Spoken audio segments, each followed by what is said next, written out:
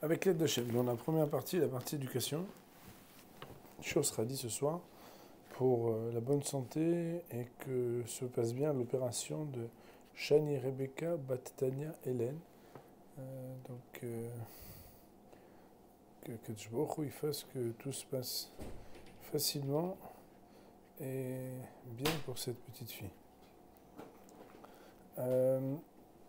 Étant donné qu'on a quelques jours de Hanouka, eh bien, je voudrais avec vous utiliser quelques halachot de Hanouka pour apprendre de ces halachot des idées fondamentales sur le chinour. Alors, c'est très intéressant puisque, bon, il y a des choses que vous connaissez, des choses que vous ne connaissez pas. Tout d'abord, tout le monde a entendu parler de la machloket Bet Shammai et Bet Hillel. Bet Shammai et Bet Hillel, il y a une discussion à savoir est-ce que l'ordre selon lequel ceux qui veulent Madrid, Mina Madrid, ceux qui veulent allumer les nérodes pour faire bien, même mieux que bien, ils font. Est-ce qu'ils allument d'abord le premier jour 8 bougies, ensuite 7, 6, 5, etc. pour descendre jusqu'à une bougie le dernier jour? Ou bien, est-ce que non?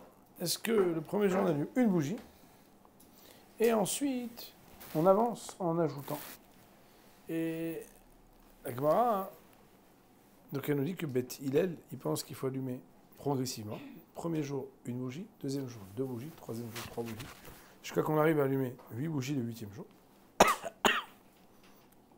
Et Bet Shammai, c'est eux qui disent que on va allumer d'abord 8, après 7, après 6, etc. jusqu'à ce que le dernier jour, on n'allume qu'une seule bougie.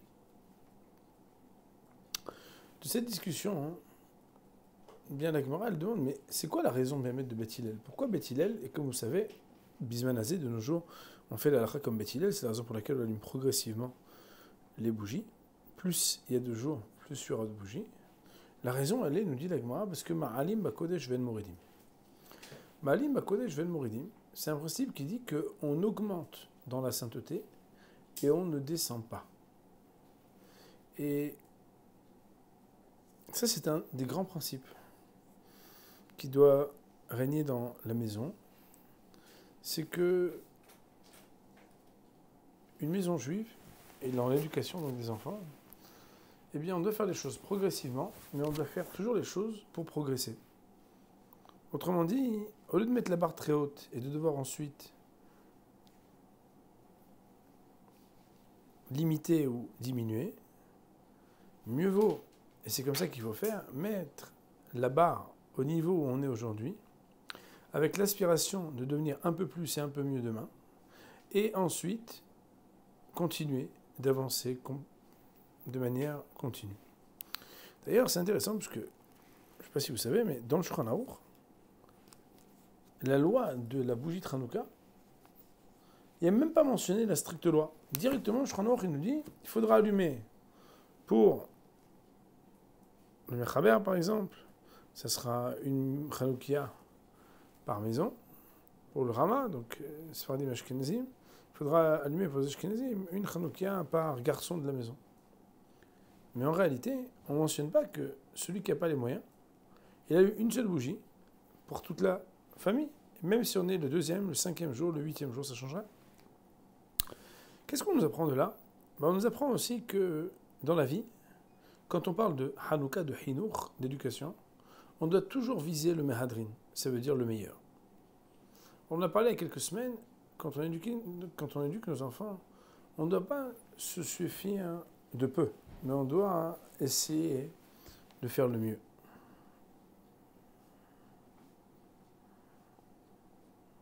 Ça, c'est la première halakha, c'est qu'on doit augmenter dans la sainteté et on doit avoir des objectifs qui soient hauts, mais le faire progressivement et le faire toujours du plus simple au plus élaboré et pas le contraire.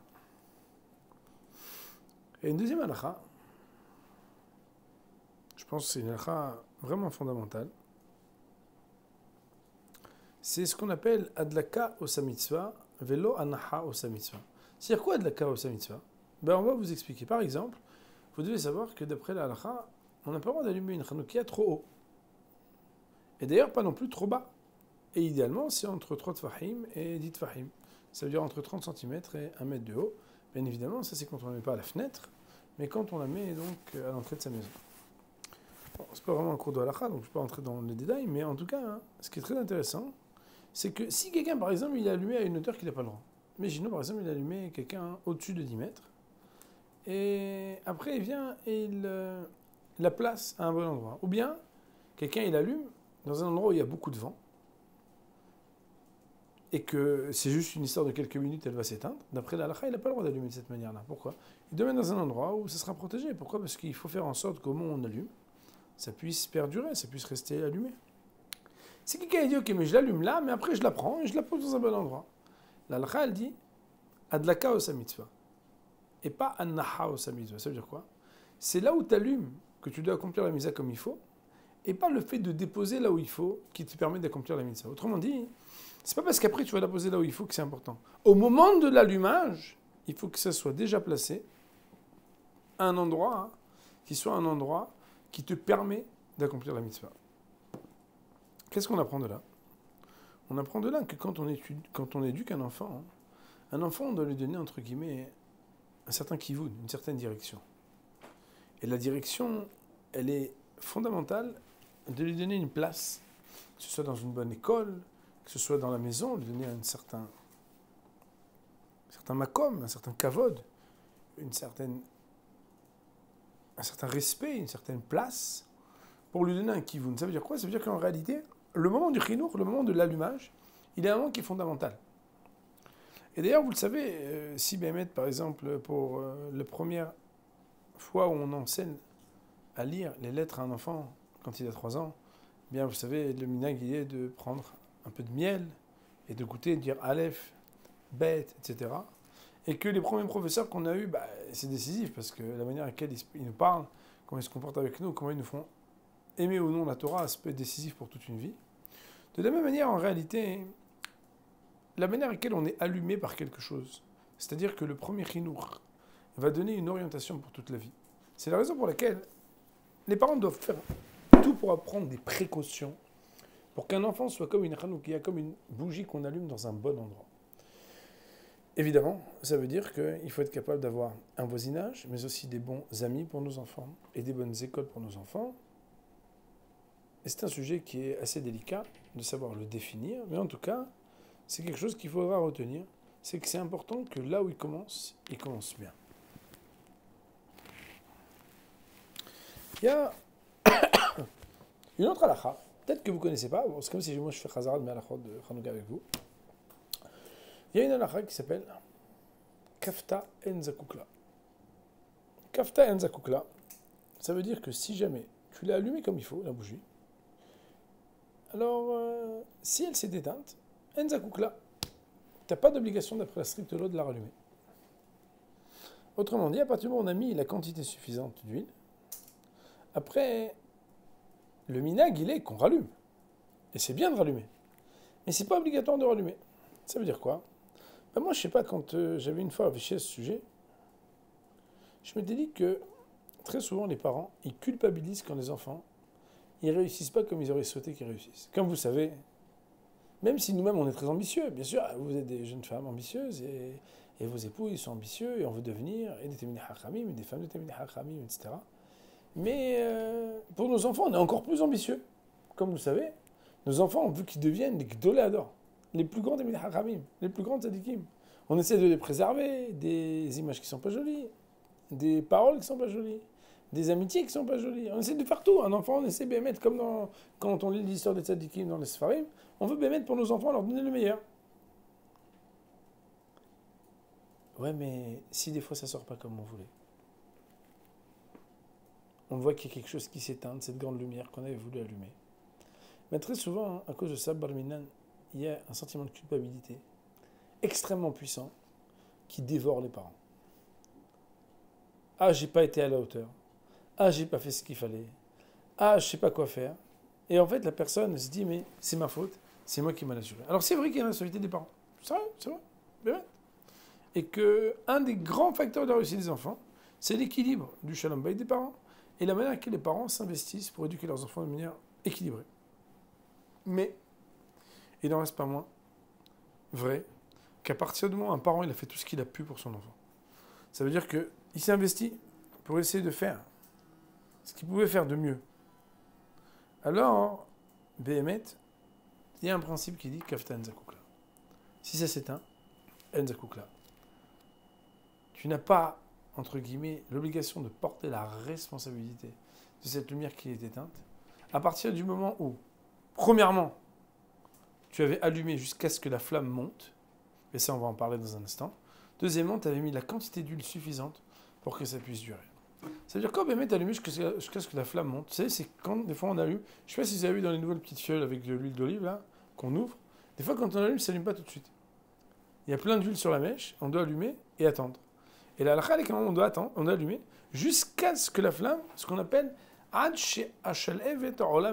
jusqu'à ce que la flamme, elle monte d'elle-même. Et deuxièmement, il faut mettre suffisamment d'huile pour que ça puisse durer. Autrement dit, ça veut dire quoi? Écoutez bien. Ça veut dire qu'il faut mettre de l'enthousiasme et de la simra. C'est un peu le symbole de la lumière. Et il faut faire en sorte, bien évidemment, d'ancrer les choses à long terme. Ça veut dire de faire en sorte que l'huile, elle puisse durer longtemps. Comment on fait? Il faut donner du ta'am. Dès qu'il y a du ta'am, alors ça va rester. D'ailleurs, la Gemara elle dit dans Masechet Shabbat que toutes les mitzvahs que les Bnei Israël les ont reçues Bessimcha, encore ils accomplissent Bessimcha. Et toutes les mitzvahs que les Bnei Israël les ont reçues, pas Bessimcha mais avec tristesse, encore aujourd'hui ils les font avec tristesse. Et l'exemple de la mitzvah qu'on fait Bessimcha, c'est quoi? Écoutez bien mesdames, c'est la mitzvah de la Mila. D'ailleurs, moi des fois dans les Brit Mila, quand je parle, je dis quand même un truc de fou. Normalement, mutiler un enfant, normalement on devrait crier, pleurer. Chez nous, les gens ils font des you de joie et ils lancent des dragées et ils disent Mazal Tov alors que tu es en train, Hassan, de faire du sang. Tu fais quelque chose de mal à un enfant. Pourquoi? Parce que Béhémet, ils ont reçu Bessimcha. Ça veut dire quoi? Ça veut dire que quand on reçoit Bessimcha, ça reste Bessimcha. Et Béhémet, c'est quelqu'un qui transmet à ses enfants la mitzvah de Bessimcha. Quelque chose qui fait qu'il y a une pérennité, qu'il y a quelque chose qui suit.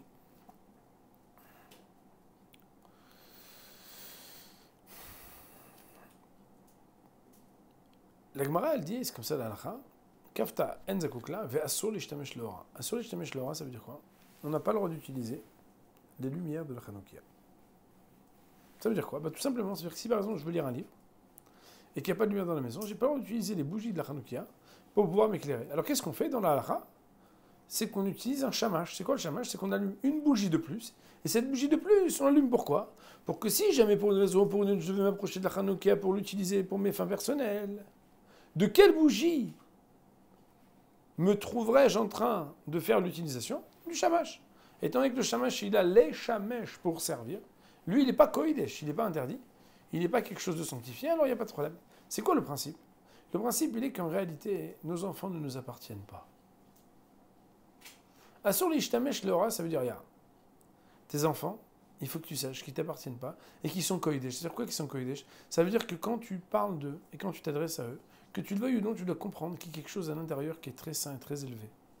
Et c'est la raison pour laquelle lever la main sur un enfant, lever la voix sur un enfant, dire une parole dénigrante d'un enfant, se moquer d'un enfant, faire de la peine à un enfant, c'est quelque chose qui enfreint l'interdit de Asur l'ishtamesh l'ora. On doit respecter un enfant. C'est des choses des fois qu'on a déjà dit dans les shiurim, mais là vous voyez que avec les petits principes de la fête de Hanouka, on a énormément en substance de principes qui sont évoqués.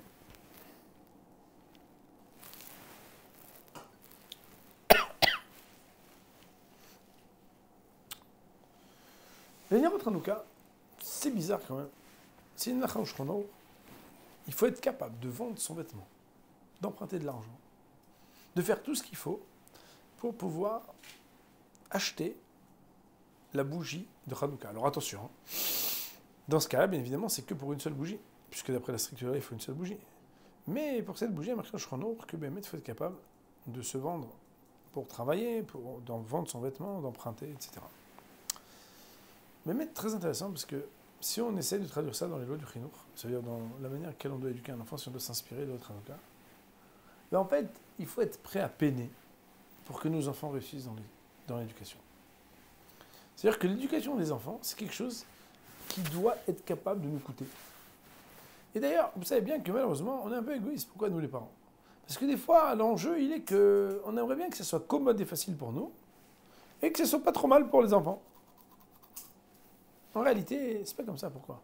Parce que quand bien même c'est inconfortable pour toi, le plus important c'est quoi? C'est de t'investir pour l'éducation de tes enfants.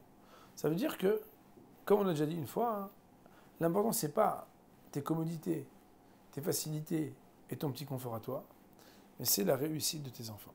D'ailleurs, je dois le dire, il faut être clair. Quelqu'un qui a réussi dans sa vie, c'est pas quelqu'un qui a réussi personnellement. Quand est-ce qu'on voit que quelqu'un a réussi dans sa vie, on regarde ses enfants. Pourquoi? Parce qu'en réalité, l'important, c'est quelle suite il va donner à sa vie. Les gens qui ont grandi avec lui, ceux qui ont été, entre guillemets, ses premiers élèves, ses premiers fruits, qu'est-ce qu'ils vont devenir? Comment est-ce qu'ils vont suivre le bon chemin ou pas? Ça va dépendre de quoi? Ça va dépendre de ce que tu es capable de renoncer un petit peu à ton petit confort à toi pour l'éducation de tes enfants. Il y a un autre point qui est très intéressant et très important. On l'a évoqué tout à l'heure, on ne l'a pas dit vraiment. C'est qu'on n'a pas le droit d'allumer une bougie dans un endroit où le vent peut souffler et l'éteindre immédiatement. Mais écoutez bien. Il y a ce qu'on appelle Ruach Metsuya et Ruach Shena Metsuya. C'est quoi Ruach Metsuya? C'est un endroit où il y a du vent et on va dire le vent classique, il est déjà là. Ça veut dire qu'il n'y a aucune chance que ça reste allumé. Exemple, par exemple, je rappelle que le Hanouka au Canada, par exemple, bon, en général, on ne peut pas allumer dehors, quoi, même avec une boîte, ce que vous voulez. Bon, d'abord, peut-être que lui, elle va congeler. Bon, ça, c'est un autre problème. Mais quand bien même, on aura un système de réchauffement de la boîte de la Hanouka, c'est parce que le vent, en fait, il est présent. Il y a un petit vent. En fait, le vent, c'est un bon ou un mauvais esprit. Le Ruach, c'est un bon ou un mauvais esprit. Et en fait, un enfant, pour l'éduquer, on doit l'éduquer dans un endroit où il y a un bon esprit. Ça veut dire qu'il y a des choses que dans une maison, il ne doit pas être. Je vais donner quelques exemples. Le problème du respect et donc de la moquerie, le problème des mauvaises fréquentations, et par exemple aussi un monde trop superficiel. Et je me permettrai de vous dire, et j'espère que ça vous vaccinera, un monde de l'hyperconnectivité. Aujourd'hui, vous voyez, la petite jeunesse, elle est malheureuse. Regardez-les, tous ces jeunes là. Moi, j'étais Shabbat dernier avec un grand nombre de jeunes. La connectivité, il faut essayer de la préserver le plus possible. Qu'on n'est pas obligé, il faut essayer de faire en sorte que les enfants ils construisent des relations humaines qui soient normales. Ça veut dire quoi? Ça veut dire d'être capable de faire en sorte que l'ami, c'est quelqu'un avec qui on parle, pas quelqu'un avec qui on écrit. L'ami, c'est quelqu'un qu'on peut voir à côté de nous et pas qu'on voit à travers un écran. Et ça, c'est quelque chose qui, malheureusement, pose aujourd'hui des problèmes qui sont très lourds et qui coûtent très cher. Et c'est moi ce que j'appelle le Ruach She'ena Metsuya, Shei Metsuya. Ça veut dire c'est quelque chose qui, normalement, ne devrait pas être et qui se trouve être un vent qui souffle. Parce que, malheureusement, c'est un vent qui souffle et qui éteint beaucoup d'énergie. Parce que quand quelqu'un il tombe dans l'hyperconnectivité, après, il a du mal à se retrouver avec lui-même et à garder des vraies amitiés. Donc voilà, en synthèse, on a dit quelques points de Chinour qui sont inspirés des halachot de Hanouka pour cette partie du shiur, on va dire Baruch Hanei La'olam, Amen.